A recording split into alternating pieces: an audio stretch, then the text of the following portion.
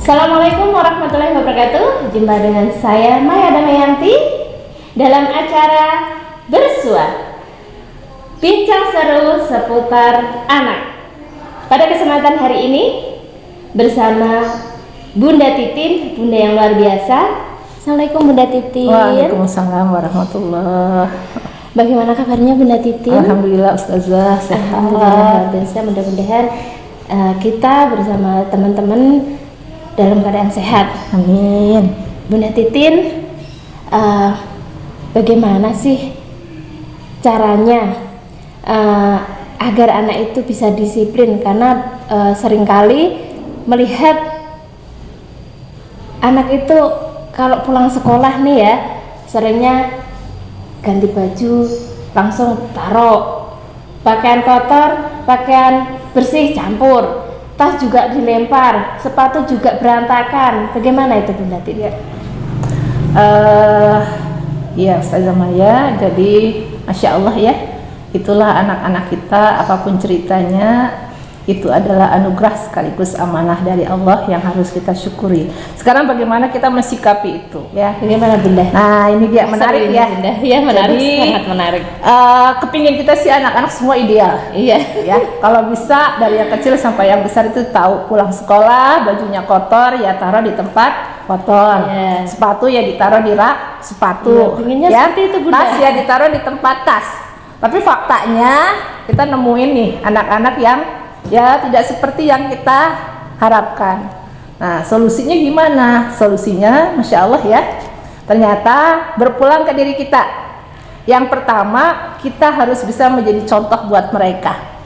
Jadi kalau kita habis bepergian masuk ke dalam rumah ya, mungkin bisa jadi apalagi ini musim hujan nih, kita kehujanan, baju kan basah harus ganti. Maka bagaimana kita memberi contoh pada anak-anak, baju yang basah ini taruhlah kita anggap baju kotor ya, maka kita letakkan baju kotor ini di tempat pakaian kotor. Tidak bisa asal kita taruh. Mungkin sesekali karena kita udah keburu kedinginan, kita taruh asal aja. Nah justru anak-anak yang menemukan, Bunda, ini kok baju kotornya Bunda ada di sini. Nah, kesannya kan kita yang nggak disiplin tuh ya. Nah, teladan ya Bunda. Nah, disinilah ya kita ngakuin tuh bahwa saat itu mungkin karena kita tergesa-gesa, karena kita keburu kedinginan, akhirnya ya kita juga seperti itu. Maka di sini kita maaf ya, astagfirullah, terima kasih Bunda diingetin. Bunda lupa nih kalau Bunda ninggalin baju basah di sini. Masya Allah, makasih ya Mas, makasih ya Mbak. Kita sampaikan jadi tidak terima semuanya kasih. Salah pada anak ya, kadang Iya, juga kadang teladan kita gitu ya Bunda ya. Kitanya yang juga mungkin kurang komitmen, kurang konsisten. Akhirnya ya anak-anak ya sesekali meniru kita gitu. Nah jadi memang yang paling nyata bisa merubah mereka berpulang pada diri kita. Kebiasaan itu bagaimana dengan kita? Kalau kitanya sudah membiasakan hal-hal seperti itu menjadi satu hal yang rutin, akhirnya menjadi sebuah kedisiplinan yang sudah tidak dirasa sebagai hal yang mengganggu lah ya, bahkan itu menjadi satu kenikmatan tersendiri. Oh ternyata kalau rumahnya rapi, kotor taruh tempat kotor, tas taruh di tempat tas, sepatu taruh rak sepatu, enak juga ya, mau belajar enak, mau main enak, mau ngobrol juga enak. Itu yang pertama kalau menurut saya saja Maya ya, jadi pembiasaan dari diri kita sendiri.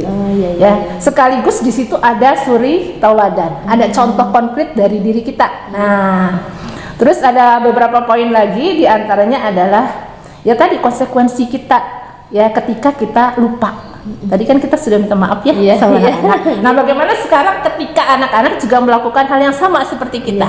Kita sudah bikin kesepakatan, pokoknya kita sepakati ya kalau baju kotor taruh di tempat kotor, sepatu ya ditaruh di rak sepatu, tas taruh di tempat. Sekali mereka seperti kita kemarin lupa. Nah maka disinilah perlunya mereka meminta maaf sebagai konsekuensi atas kehilapan itu.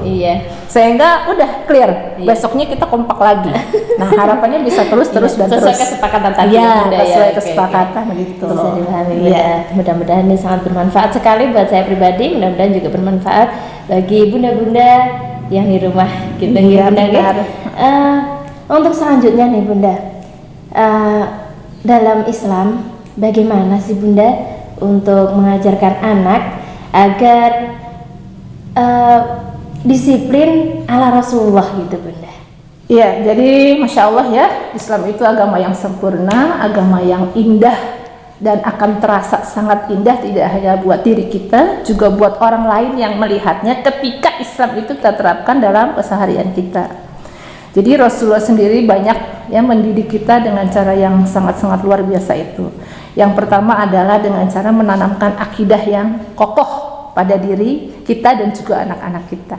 Sebenarnya disiplin itu kan satu aturan ya yang sengaja dibuat untuk ditaati dengan harapan ketika disiplin itu ditaati maka yang muncul adalah keharmonisan, yang muncul adalah keindahan, kebahagiaan, ya yang akhirnya yang menikmati kita ya. Jadi subhanallah. Jadi ini kalau kita belajar dari Rasulullah itu yang pertama adalah menanamkan akidah sebagai pondasi dasar. Ya, dimana di situ anak diingatkan ya, ittaqillaha haitsuma kunta. Takutlah engkau kepada Allah di mana saja engkau berada.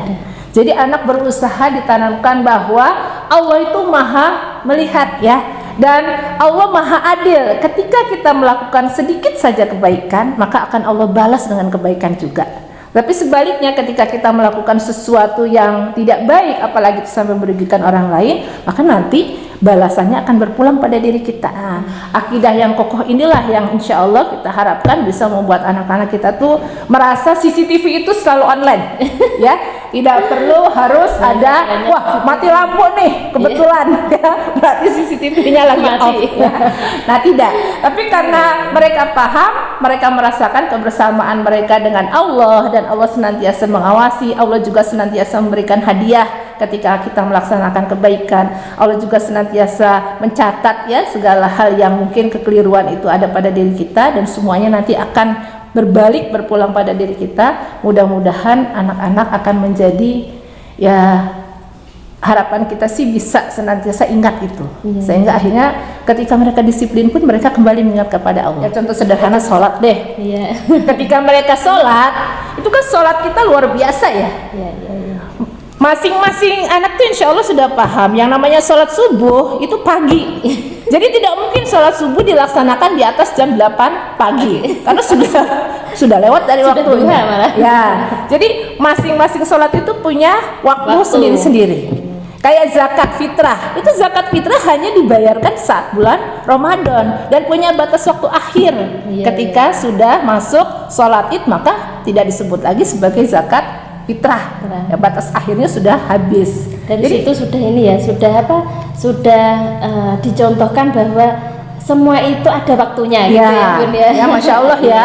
Jadi kan kita harus berusaha mendisiplinkan diri agar ya tidak lari dari waktu-waktu itu. Karena kalau kita tidak disiplin habis. Paling nyata itu sholat Jumat ya. Terasa banget ini sholat Jumat. Jadi kalau sholat Jumat kan waktunya pendek, terlambat 15 menit aja kita santai, ketinggalan. Maka sudah tidak disebut Jumat lagi ketika sudah habis.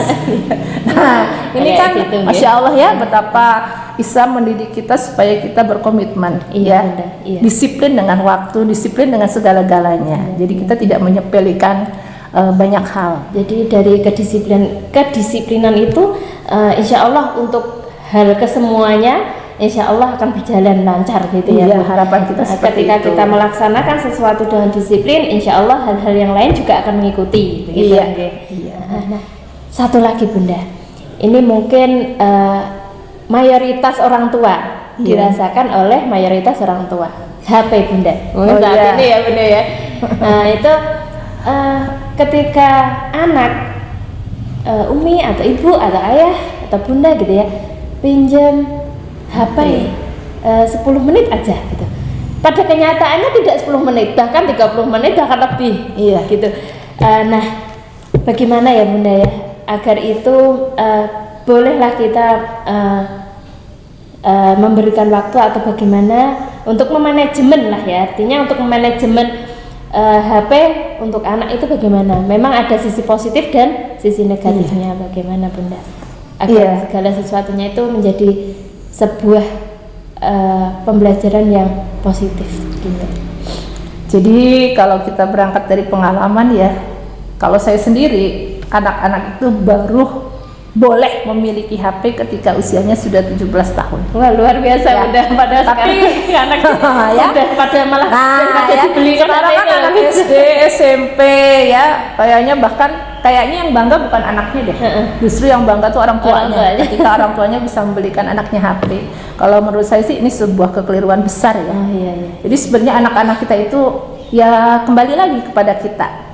Ya, kalau saya sendiri menerapkan pokoknya kalau belum 17 tahun tidak punya hak untuk memiliki HP. Jadi hanya minjam. Minjam. Yang namanya minjam harus izin. Iya iya iya. Ya, kemudian ada batas waktu.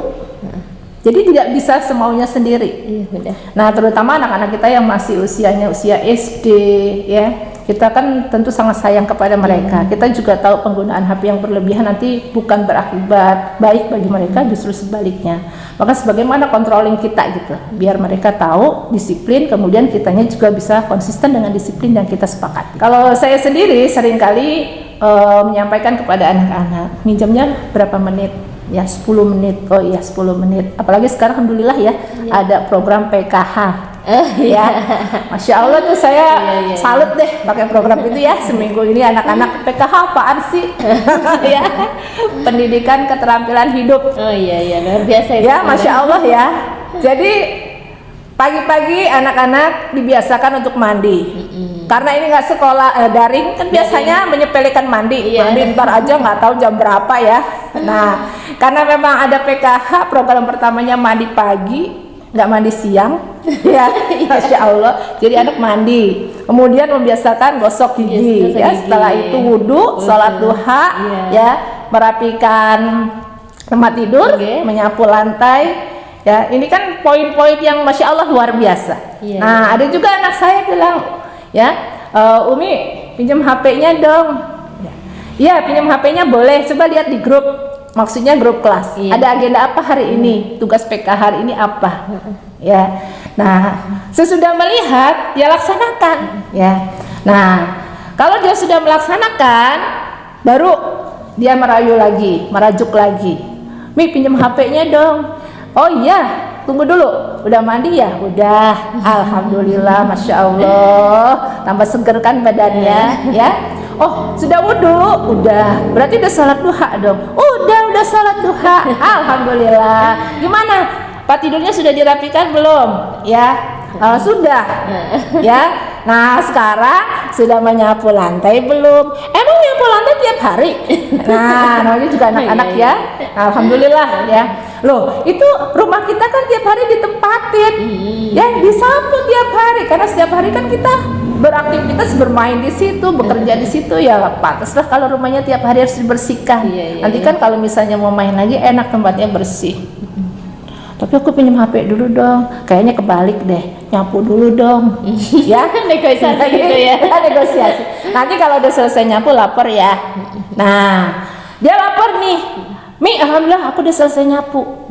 Nah, ini perlu kita garis bawah ini ya. Kadangkala kita menuntut hasil kerja anak kita sama seperti hasil kerja kita. Kita komen deh, nyapunya nggak bersih. Gimana sih penyapunya kayak gini? Nah itu, ya. Ini perlu kita garis bawah. kayak gitu ya, Bunda. Seringkali kita seperti itu. Padahal ya jujur, nggak mungkin lah hasil kerja anak SD sama dengan hasil kerja kita yang sudah seperti ini.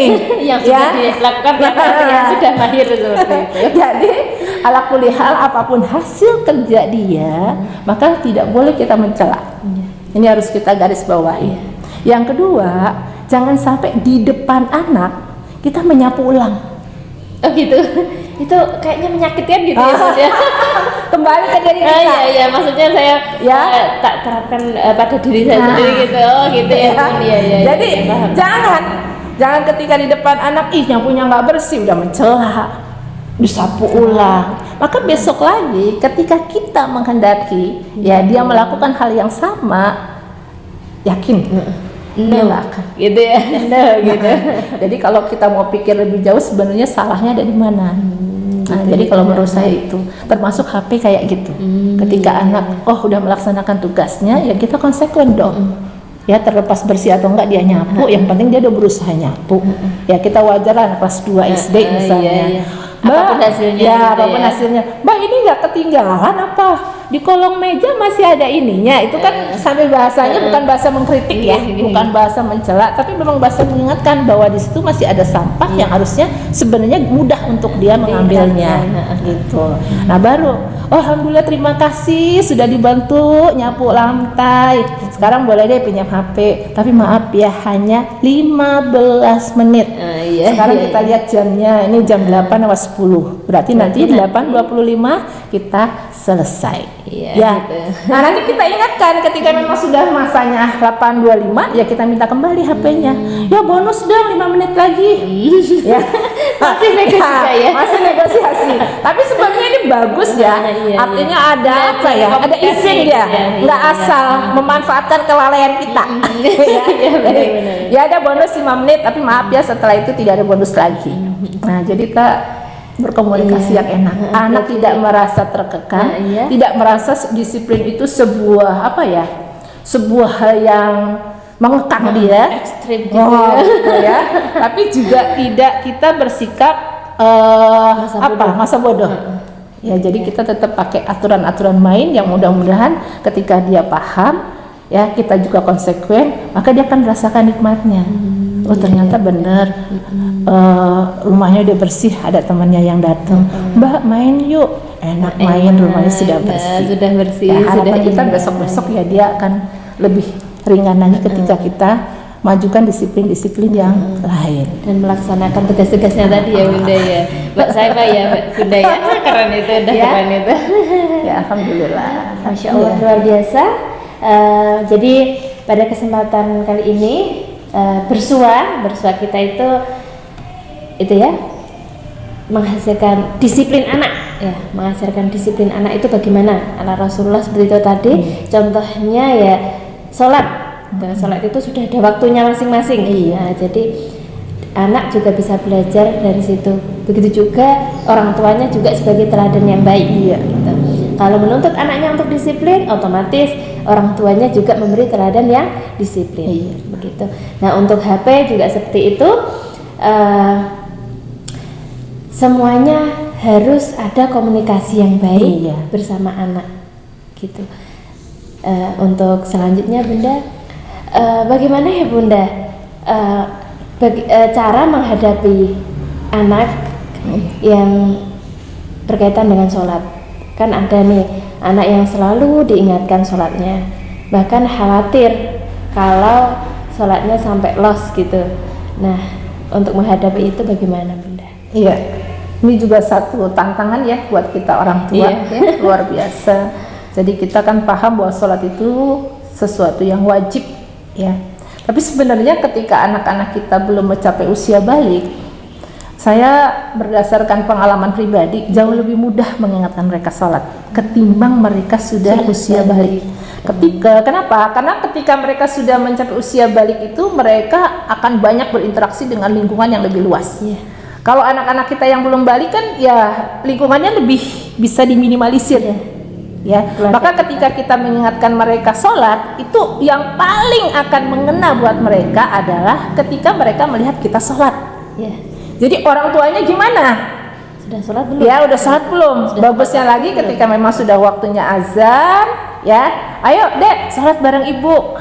Mungkin ayah kan memang sedang mencari nafkah di luar, tapi adanya kita di dalam. Ayo dek, gimana kita sholat? Ayo dek, yuk kita sholat yuk. Apalagi kita senantiasa memotivasi sholat jamaah itu 27 ya pahalanya Masya Allah ya. Ayo deh kita sholat, tunggu dong bu gitu, ayo deh. Nah kalau habis sholat dan lain-lain deh ya, kalau bahasa saya setelah saya sholat dan lain-lain artinya ada mau ngapain yang lain, yang penting sudah sholat ya. Ayo ibu tungguin deh, ibu udah punya wudhu nih, silakan ya adek wudhu, ibu tungguin, kita bantu pasang sajadahnya. Nih sajadahnya udah dibantuin nih, udah disiapin. Ayo udah selesai belum wudhunya, pakai mukenanya kita sholat. Kalau udah sholat pokoknya Masya Allah deh, keren ya. Jadi Bismillah, dan itu memang perlu konsisten. Sekali mungkin bisa jadi kita sibuk ya, ya maklum aja gitu. Kita sibuk, tapi tetap kita berusaha bagaimana ketika kita sholat kita juga ngajak dia sholat, terutama kalau kita anak yang putri mungkin lebih enak. Nah, yang putra bagaimana? Yang putra juga kita ingatkan, ayo Mas, ya kita sholat. Kalau Mas udah sholat, Masya Allah, nanti mengerjakan yang lain-lainnya tuh akan lebih ringan, lebih enak. Kenapa? Karena sudah sholat. Nah, mudah-mudahan karena memang sering kita mengingatkan dan anak merasakan ternyata sholat di awal waktu itu bikin semua urusan jadi lebih enteng, lebih mudah. Mudah-mudahan ya dia tidak akan menjadi keberatan lagi. Jadi yang saya rasakan justru anak usia balik itu jauh lebih mudah buat kita mengingatkan. Karena tadi ya sebelum interaksi balik, dia, sebelum balik. Kalau ya. sudah balik dia sudah lebih banyak berinteraksi dengan lingkungan Banyak yang orang ya. macam-macam Iya, gitu. Ya, jadi manfaatkan masa-masa ini dengan kesabaran kita untuk senantiasa umur-umur emas ya, mereka. Jadi untuk berkaitan dengan sholat ini berarti dari sering diingatkan maka anak akan terbiasa. Iya, harapannya seperti itu. Harapannya seperti itu dan insya Allah kedepannya akan mudah. Iya. Ya begitu nggih Bunda nggih. Iya. Selanjutnya begini Bunda, dari sharing-sharing kita tadi ya Bunda, untuk menjaga konsisten kita sebagai orang tua, kan kalau kita seringnya mengingatkan sekali, 2 kali, 3 kali, kadang terus lupa. Nah, untuk menjaga konsisten ini bagaimana Bunda? Kan itu penting juga ya untuk selanjutnya untuk menjaga sholat juga. Ya, kalau bicara tentang konsisten, ya harapannya kita jangan sampai pernah lupa gitu. Iya. Apalagi kita ibu ya, memang ibu itu kekuatannya ada di hati dan ada di sini kayaknya. Iya ya, ya Masya Allah. Ya, justru cerewetnya kita, berisiknya kita itu adalah salah satu bentuk kasih sayang kita kepada anak-anak kita.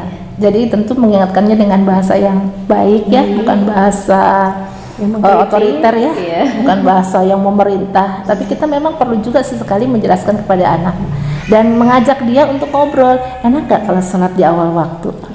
Ya, akhirnya secara tidak langsung dia bisa merasakan ternyata Masya Allah ya, kalau aku sholat di awal waktu jadi lebih panjang ya. Enak gitu. Tapi kalau kita sholatnya menunda-nunda, waktu jadi cepet, pekerjaan tidak selesai dan tahu-tahu waktunya sudah habis. Gitu. Mau ketemu sholat lagi. Iya. Sebenarnya kita kan juga sudah merasakan itu. Maka sekarang bagaimana kita senantiasa mengingatkan anak-anak agar apa yang sudah kita rasakan sebagai sebuah kenikmatan ketika kita disiplin itu juga dirasakan sama anak-anak kita. Ya kayaknya kalau untuk bosen nggak boleh. Iya nggak boleh ya. Nggak boleh. Harus tetap konsisten. Ya, dengan alasan apapun. Gitu ya. Oke lah sesekali mungkin kita tidak di rumah, artinya tidak berhadapan langsung dengan anak. Nah sekarang kan ada eranya kayak gini nih. Ya kita bisa minta tolong kepada orang dewasa yang di rumah yang kebetulan megang ini atau yang lingkungan sekitar ya, untuk kembali mengingatkan dia gitu. Ayo deh udah sholat belum? Ini sudah 12:30. Sudah dong Mi. Wah Masya Allah ya. Alhamdulillah terima kasih sudah sholat zuhur tepat waktu ya. Atau bisa sekali belum. Ini kan bagus kita akui juga dia jujur bilang belum ya. Oke. Kalau sekarang belum sholat ini sudah 12:30. Kalau Umi saran sih cepet-cepet sholat. Nanti kalau sudah sholat Adik punya kegiatan apa setelah itu ya silakan dilanjutkan. Nah ya. Jadi memang nggak boleh bosen, apalagi sampai off. Iya. Ya. Atau sudah percaya penuh pada anak. Anak saya tuh udah berapa kali saya ingatkan. Jadi kayaknya nggak perlu deh saya ingatkan lagi, dia sudah paham. Percaya gitu ya. Maunya sih gitu. Maunya kalau kita sudah ingatkan 3-5 kali, ya sudah dilepas. Gitu ya. Maunya dia jalan bagus aja. Tapi yang namanya anak-anak ya, apalagi di usia-usia mereka yang memang masih seperti ini. Jadi yang bimbingan kita tidak bisa selesai. Terus. Bismillah, mudah-mudahan cerewetnya kita ini jadi amal soleh. Ya Bunda, Masya Allah luar biasa. Berarti kita memang harus dalam hati juga harus punya kekuatan, harus bisa konsisten gitu ya Bunda ya. Nah dari beberapa yang kita sharingkan Bunda, manfaat karakter disiplin. Nah ini penting menurut saya ya, manfaat karakter disiplin bagaimana Bunda untuk anak? Iya. Jadi sebenarnya anak-anak kita itu memang anak-anak di mana mereka belum menjadi sosok dewasa ya. Jadi mereka tidak bisa mengambil keputusan bahkan untuk dirinya sendiri. Nah, disinilah selaku orang tua kita punya peran untuk senantiasa mengarahkan mereka. Iya. Nah, jadi ketika mereka kita arahkan untuk bisa disiplin, mereka akan mendapat manfaat dari disiplin yang sudah kita terapkan. Yang pertama, salah satu di antaranya adalah hilangnya rasa gelisah dalam diri dia. Gimana maksudnya? Ya, Karena sudah ini ya, sudah melaksanakan gitu ya. jadi gelisah di sini artinya dia sudah tahu ada sesuatu yang indah, sesuatu yang nikmat, dan ada sesuatu yang tidak akan pernah membuat dia tenang. Gitu seperti Ya, itu. jadi misalnya contohnya tadi sholat ya. Ketika dia sudah melaksanakan sholat, ya, maka akan muncul ketenangan. Ini kan buah dari disiplin yang kita terapkan. Buah dari kita senantiasa cerewet itu mengingatkan tadi. ya, cerewet tadi, ya. Karena bisa jadi di usia-usia dia yang seperti itu, main itu jauh lebih menarik, ya, nonton TV jauh lebih asik, ya. Kalau kita tidak mengingatkan, tidak menerapkan disiplin pada dia, maka dia akan ada di zona itu. Padahal di zona itu dia tidak merasakan ketenangan. Iya. Gitu ya. Contoh yang lain ini mungkin konkret di keseharian kita ya. Anak misalnya bermain sepeda, ya, bermain sepeda kita juga perlu menerapkan disiplin. Artinya apa? Bermain sepedanya hati-hati adik, jangan di jalan raya. Ini kan anak nggak tahu kenapa nggak boleh main sepeda di jalan raya. Nah, kita perlu kasih tahu di jalan raya itu banyak kendaraannya, banyak motor yang lewat, banyak kendaraan-kendaraan yang besar. Sementara memang jalan raya bukan tempatnya bermain sepeda, gitu. Oh gitu. Jadi aku nggak boleh bermain sepeda jalan raya karena itu. Iya. Nah sekarang kalau kita tidak menanamkan itu, dia nggak tahu, asik aja dia bermain sepeda, nggak tahu ini jalan raya tempat motor lalu lalang buat kendaraan lewat. Tentu ini akan membahayakan dia. Jadi kan muncul rasa gelisah, tidak tenang, dan kita sendiri juga tidak tenang. Maka salah satu manfaat disiplin yang paling besar itu adalah menjauhkan anak dari kegelisahan ketika dia sudah merasakan oh ternyata dengan disiplin itu enak gitu. Itu yang pertama. Yang kedua, dengan adanya disiplin itu dia punya kontrol diri. Jadi dia bisa mengontrol. Setelah kita tanamkan disiplin beberapa kali, dia akan merasakan oh ternyata Masya Allah gitu. Ya, dia ngerasain ada kenikmatan. Kalau aku bisa sholat di awal waktu, kalau aku bisa konsisten dengan tugas-tugasku, maka aku nanti dapat hadiah, bisa minjem HP 10 menit, ya, sholat selesai ternyata aku dipuji, aku bisa baca Umi setiap hari ternyata ibuku senang, ya. Nah akhirnya dia punya kontrol diri ketika dia ingin meninggalkan kebiasaan-kebiasaan disiplin yang baik itu, ada rasa apa ya? Ada yang kurang. Nah, ya, jadi, wah, ntar ibuku marah kalau aku nggak baca Umi gitu, ya. Ah nanti aku begini kalau sholatnya ditinggal. Jadi akhirnya controlling dia untuk dirinya sendiri itu ibarat rem lebih pakem. Ya Masya Allah ya. Dan ini memang butuh kesabaran. Iya. Ya artinya nggak bim salah bim langsung terbentuk 1-2 kali gitu. Memang perlu tahapan-tahapan yang semuanya menuntut kesabaran kita, apalagi kita sebagai ibu gitu. Terus yang terakhir ya, Masya Allah ya, dengan disiplin ini akan menjauhkan anak dari bahaya. Ya ini penting banget ya. Nah diantaranya tadi kalau dia sampai meninggalkan sholat kan bahayanya tidak hanya di dunia tapi sampai nanti di akhirat. Ya kita jelaskan. Jadi kalau kamu kamu komitmen dengan sholat, kamu rajin sholatnya, Allah masukkan ke dalam surga. Di surga itu Masya Allah mengalir sungai-sungai. Nanti kita tidurnya bertelekan dipan-dipan yang dari mutiara. Masya Allah kita mau buah apa? Ya. Jadi luar biasa deh kalau kita sholat. Ya. Sebaliknya kalau kita sampai meninggalkan sholat, ta'udzubillah nanti ada neraka yang nggak enak. Ya. Jangan deh, na'udzubillah, jangan sampai kita ke situ. Nah sebaiknya juga dengan HP. Kenapa sih ibu hanya ngasih waktu kamu 10 menit, paling lama 15 menit, biar mata kamu sehat. Ya, kalau mata kamu kecapean ya itu Masya Allah ya. Ada contohnya anak temannya Umi itu kelamaan main HP matanya ternyata rusak. Umi kan sayang sama kamu, nggak kepingin seperti itu. Ya, artinya di sini anak merasakan Masya Allah dengan disiplin itu aku jadi selamat, dengan disiplin itu aku jauh dari bahaya. Nah, ini mudah-mudahan yang akhirnya membuat dia tuh merasa disiplin itu sekali lagi bukan sebuah kekangan, bukan sebuah pemaksaan. Wah, ya, jadi dia Bismillah lah ya. Kita nikmati bersama. Artinya kita sebagai orang tua juga merasakan itu sebagai kenikmatan, anak juga merasakan itu sebagai sebuah kenikmatan. Bismillah, kalau sudah kayak gini kan happy dua-duanya. Nikmat, bahagia. Ya, kita pinginnya seperti itu. Maka disinilah perlunya hubungan yang kuat antara kita dengan Allah. Ya, selalu dalam doa-doa kita itu Rabbana hablana min azwajina wa dzurriyyatina qurrata a'yun. Ya, qurrata a'yun di sini nih apa nih? Penyejuk hati. Jadi hati kita sejuk gitu ya. Dan juga ada yang memaknai qurrata a'yun itu sebagai penyedap pandangan. Jadi kita senang ngeliatin anak-anak kita. Ya, Masya Allah ya. Nah, mudah-mudahan Allah anugerahkan itu pada kita. Sebab kita senantiasa dalam setiap perjalanan waktu kita minta pada Allah.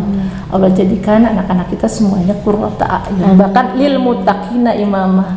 Jadi lil muttaqina imamah itu adalah pemimpin bagi orang-orang yang bertakwa.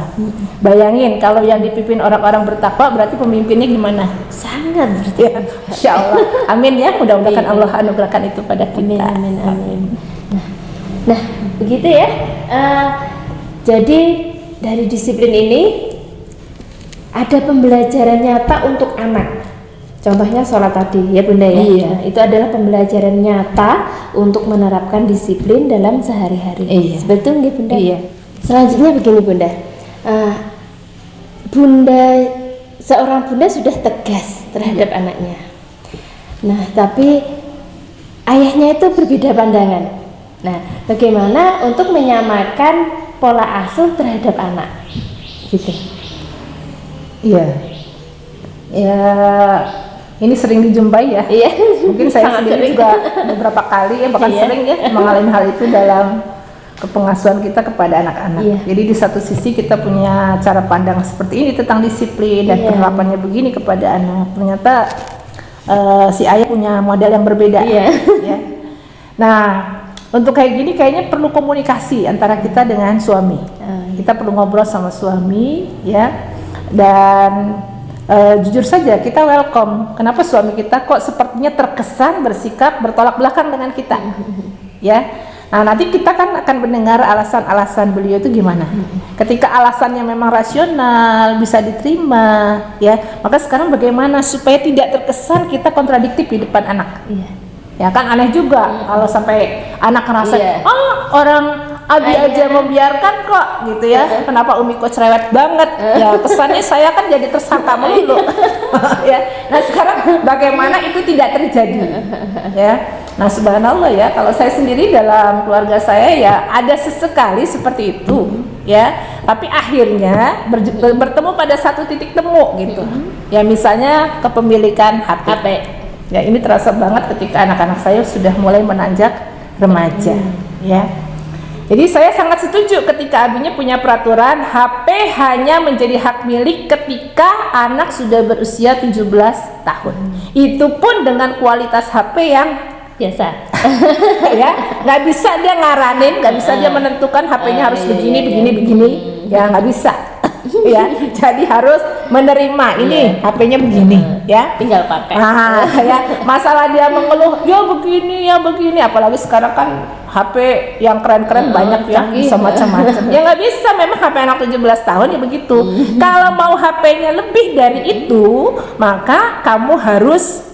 Nah, kalau suami saya nantanginnya mau selesai 30 juz enggak? Gitu. Kalau mau selesai 30 juz minta HP ganti iPad aja sekarang ya, harganya kan asik ya. Insya Allah doain punya rezeki diganti tuh HP ya, yang penting selesai 30 juz. Makanya buat yang belum selesai silakan diselesaikan. Berusaha. Nah, gitu untuk yang seperti ini saya klop nih. Klop Ya, wah keren, setuju ya. Gimana Mi, setuju? Iya. Nah, itu contoh yang paling nyata. Atau contoh yang lainnya, ketika anak saya minta sesuatu, Bi ganti dong Bi tasnya, masa tas dari dulu sampai sekarang gak ganti-ganti. Bilang sama Umi. Nah, itu tandanya lampu hijau. Gitu ya. Insya Allah apapun keputusan saya, maka abinya ya akan sepakat. Tidak akan mencari-cari alasan yang gimana-gimana. Tidak. Ya, jadi Masya Allah memang ada poin-poin tertentu yang kita bisa klop tapi juga ada poin-poin tertentu yang mungkin sesekali ya Perlu ada sharing. gesekan, perlu Iya, sharing sebelumnya. Tapi saya rasa kalau untuk sholat kita sama ya. Iya sama. Insya Allah apapun model suara kita mungkin kita hanya diingatkan jangan terlalu bicara seperti itu ya, bicaranya yang baik-baik, mungkin nadanya oke sesekali tinggi tapi isi muatan kalimatnya itu ada semua kalimat positif gitu ya. Kalau kita diingatkan gitu ya wajar saja, itulah manfaatnya kita bersuami istri dalam sebuah rumah tangga ya. Tapi untuk apa ya yang kontradiktif contohnya apa gitu, kayaknya jarang gitu ya. Saya rasa kalau memang selama itu nilai-nilai positif yang ditanamkan di rumah, insya Allah kita banyak Saling mendukung. saling gitu ya. mendukungnya. Yang kontradiktif paling untuk main misalnya, iya. ya. Seringnya main. Kita kepinginnya anak putri kita mainnya begini, tapi ternyata dia pingin main yang lain. Mungkin kadang gini, nggak apa-apa lah Mi, sekali-kali anaknya main seperti itu. Nah, itu mungkin ya, maunya kita kan anak kita ya mainnya yang gimana gitu, tapi ternyata abinya kok, abinya kok mendukung dia main yang lain. Misalnya muncak aja deh, ya. Kalau kita kan berpikir muncak itu nanti aduh kayaknya anak perempuan sekarang muncak kasihan, ini musim penghujan. Nah gitu, tapi ternyata kata abinya nggak apa-apa muncak, Melatih ya. kekuatan dan Nah ini kan sebagainya kesannya misalnya. kontradiktif. Iya. Ya ternyata dilanjutkan nggak papanya itu dengan alasan, artinya beliau punya poin-poin tertentu yang harus dipatuhi sama si anak. Emang kenapa sih Piko boleh kan hujan-hujan, anaknya muncak kok dikasih izin? Oh iya dikasih izin nggak apa-apa, yang penting satu muncaknya ada gurunya misalnya. Kedua memang sedang sehat, pokoknya nggak ada keluhan sakit. Boleh dengan syarat. Nah gitu ya. boleh dengan syarat. Kalau kayak gini kan akhirnya ibunya nerima. Jadi memang di sinilah perlunya Karena ada pertimbangannya juga positif. nah, gitu ya. pertimbangan positif. Jadi ada komunikasi. Yang kontradiktif kan seringkali yang hal-hal yang negatif, atau bisa jadi si ayah memang belum melaksanakan. Oh, gitu. Nah, ya kita minta pada remaja putra kita jangan merokok misalnya. Iya. Ya. Itu sering ya. Nah, ternyata ayahnya kayaknya kesannya nggak mendukung gitu. Kenapa dia tidak mendukung? Karena memang ayahnya belum bisa meninggalkan rokok. Nah, ini wajar saja terjadi kontradiktif. Dan seringkali kalau kita mau jujur, hal-hal yang kontradiktif itu terjadi pada nilai-nilai yang memang tidak baik. Benar. Ya, kalau nilainya sama-sama baik, apalagi kita sama-sama belajar agama ya, insya Allah kita akan berusaha. Tinggal bagaimana menyelaraskan polanya penyampaian ke anaknya itu saja, sehingga ya anak bisa menerima gitu dan tidak terjadi apa ya otoriter tadi gitu. Ya, jadi seorang ayah dan bunda untuk mengasuh anak itu ya harus sepakat, Iya, harus sepakat. komunikasi yang baik Iya. gitu ya, ada kesepakatan begitu, dan insya Allah akhirnya akan menghasilkan pola asuh yang baik, Iya. yang sehat, Iya. yang insya Allah nanti akan menjadikan anak itu bahagia gitu Iya, ya. benar. Terima kasih Bunda atas ilmunya, pencerahannya sangat bermanfaat khususnya untuk saya pribadi, dan mudah-mudahan ini bermanfaat untuk orang tua di rumah. Nah, demikian tadi bersua kita hari ini, bincang seru seputar anak. Sampai ketemu lagi di bersua berikutnya. Assalamualaikum warahmatullahi wabarakatuh.